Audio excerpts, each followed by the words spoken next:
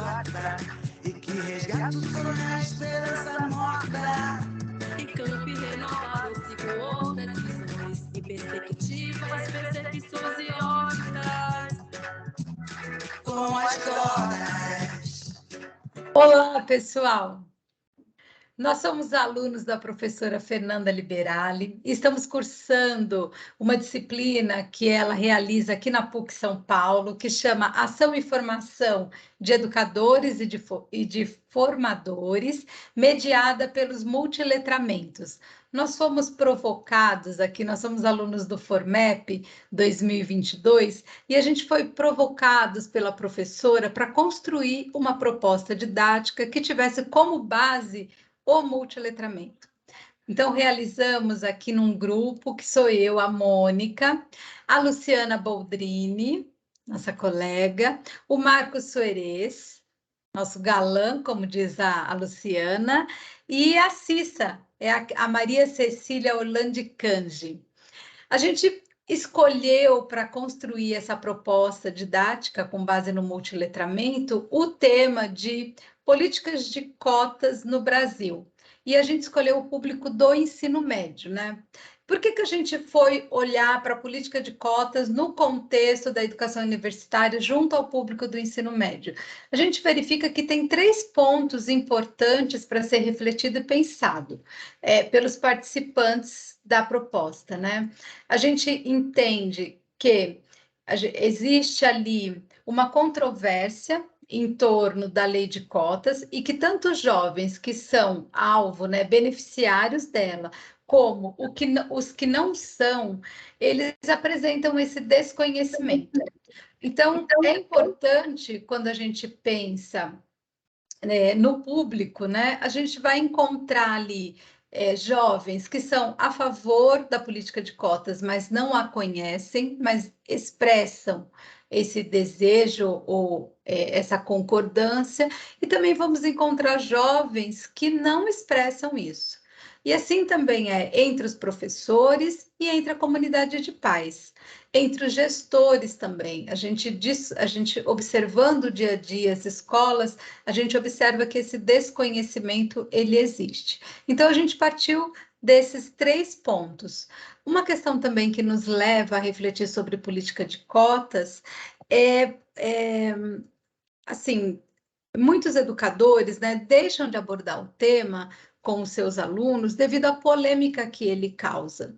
Então, a gente refletiu que trazer uma proposta didática que pudesse arejar esse conhecimento para educadores, gestores e para os alunos, muito colaboraria para a gente ter um melhor uso da política de cotas, uma melhor inserção dessa política dentro da nossa sociedade brasileira.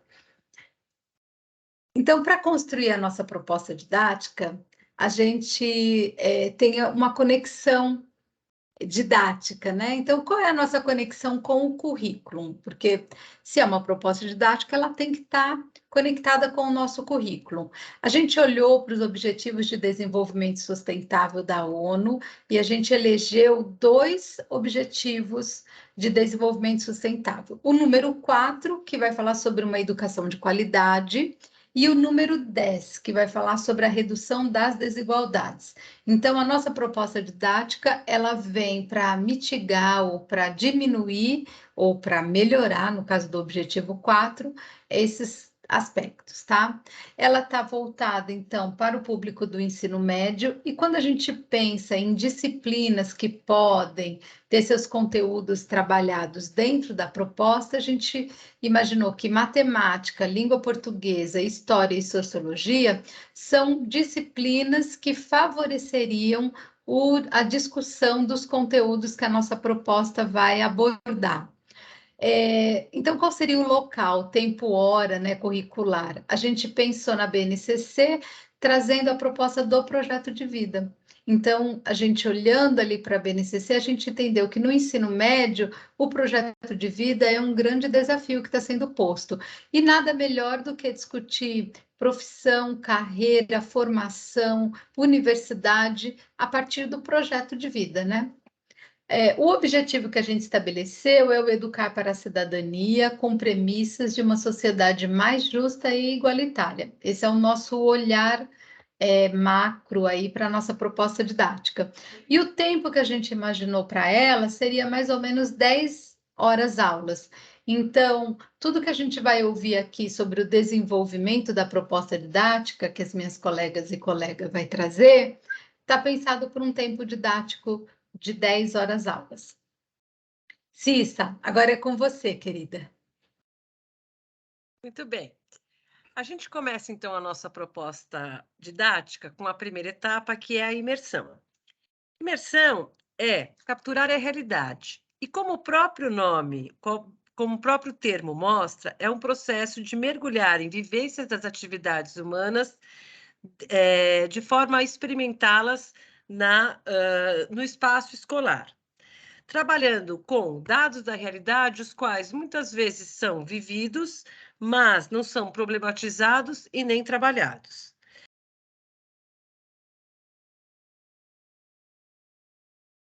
Cissa, mutou. Desculpa, gente. Pensando nessa direção, né, o nosso trabalho, a imersão vai levar os alunos a discutirem e problematizarem sobre o racismo estrutural e a sua base de apoio na nossa sociedade. E, para isso, nós vamos propor aos estudantes um mergulho, né, nessa etapa da imersão, em vivências sensoriais, de modo a levá-los ao engajamento político com a política das cotas, tá? Muito bem. Como vocês veem aí, a gente inicia a etapa da imersão com um estudo multimodal dessa imagem. Essa é uma imagem de um artista belga que veio para o Brasil, que se naturalizou aqui no Brasil. O nome dele é Andrew Henry. E então, nesse primeiro momento, nós vamos levá-los, os alunos, né, a observações importantes, tá? Quais são as representações que estão aqui no primeiro plano? Quem são essas crianças? Como elas se relacionam nessa pintura? Quais são as marcas gestuais, né? As vestimentas, o olhar de uma para outra, aonde elas estão, qual é o contexto? E a partir de todas essas observações, né? Quais seriam as interpretações, né? Que as nuances dessa imagem acabam nos trazendo. Então, essa seria, vamos assim dizer, a primeira etapa, tá? Do processo da imersão. Aí nós vamos prosseguir com um recurso já multimediático, tá? Que é um clipe com a música Morro Velho, do artista Milton Nascimento, tá? Essa composição, ela tem um ritmo bem nostálgico e ela traz imagens do campo. Então, é um trabalho que você tem tanto a letra, a linguagem verbal, quanto a linguagem visual, né, e sonora. E ela mostra uma pequena narrativa, em que você tem aqui o filho do branco e o filho do negro, que brincam juntos, quando crianças, atrás de passarinho, até que, numa certa altura, o filho do branco vai para a cidade grande para estudar, e quando ele volta, ele é um doutor. E o amigo dele, o companheiro, né, que já não brinca, mas trabalha, é quem agora vai trabalhar na fazenda. Após essa escuta, né, a ideia seria questionar os alunos um pouco sobre o que esse clipe, essa ideia, essa música, ela traz de antigo e de atual a respeito da nossa sociedade. Bom, aí nós pensamos aí numa terceira etapa, tá? De fazer uma comparação desse clipe, né? Com a música do Milton, que é um contexto mais antigo, que faz parte de um outro contexto cultural, né? Comparando aqui com o do Chico César, que é um clipe também num outro ritmo, um clipe mais atual, de um outro artista, numa outra instância, né, num outro tempo, que é, vamos assim dizer, um clipe que é quase como se fosse um manifesto a favor das cotas. Bom, E, no final, nós pediríamos aos alunos que eles façam por meio de uma mímica, por meio de um gesto, por meio de uma imagem, né? Por meio de uma foto, né? Uma relação entre essas três mídias que foram analisadas e lidas por eles. Então, como vocês podem ter percebido, nessa etapa da imersão, nós propusemos, né, experiências que retomaram gradativamente, por meio da linguagem artística, esse mergulho dos alunos, esse mergulho sensível dos alunos no tema do nosso trabalho, que é as cotas. Bom, vamos então agora para a próxima etapa com a Luciana. Olá, então vamos lá. Essa etapa agora a gente chama de construção crítica das generalizações, né?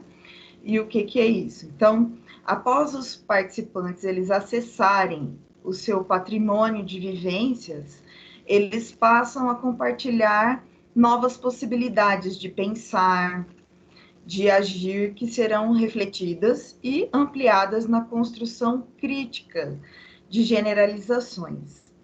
Essa ação, ela está integrada à ideia de conscientização e imersão histórica de Freire e pressupõe a sistematização generalizante dos saberes vividos.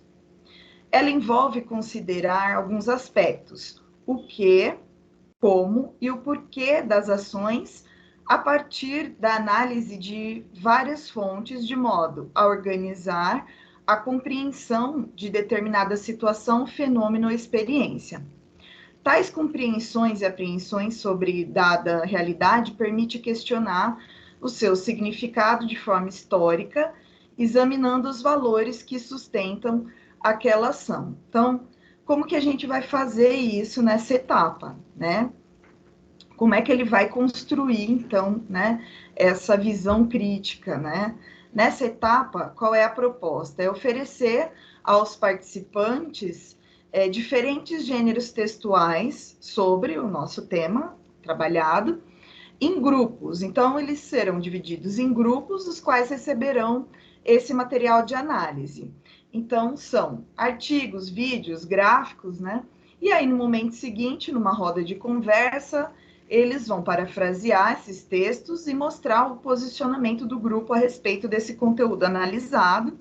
E aí, todos os grupos vão fazer as suas colocações, né? Então, a partir essas colocações serão feitas a partir das análises dos aspectos. O que é a política de cotas? Quando iniciou essa política? Qual é a justificativa? Ocorreram mudanças significativas ao número de inserções? Quais as dificuldades que eles perceberam em relação à implantação dessas políticas, né? Vale ressaltar aqui quais são os artigos, né? As obras que eles vão analisar. Então, entre esses artigos aí, nós temos, né? Aí, a lei, né, que eu acho que é importantíssimo eles terem acesso à lei, né, das cotas sociais. A gente tem 10 motivos para ser contra as cotas raciais, 10 anos de lei de cotas, o acesso à universidade pública que mudou vidas, entrar na faculdade não basta, é preciso permanecer nela. Então, são esses os textos, né, os artigos, e a lei, né?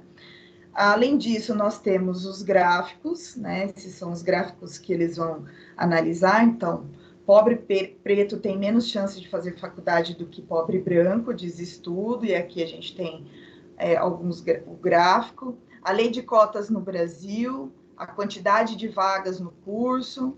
A gente tem alunos matriculados que ingressam por modalidade de cotas para negros e pardos. Então, são gráficos que trazem diferentes realidades dentro, né, desse assunto de cotas.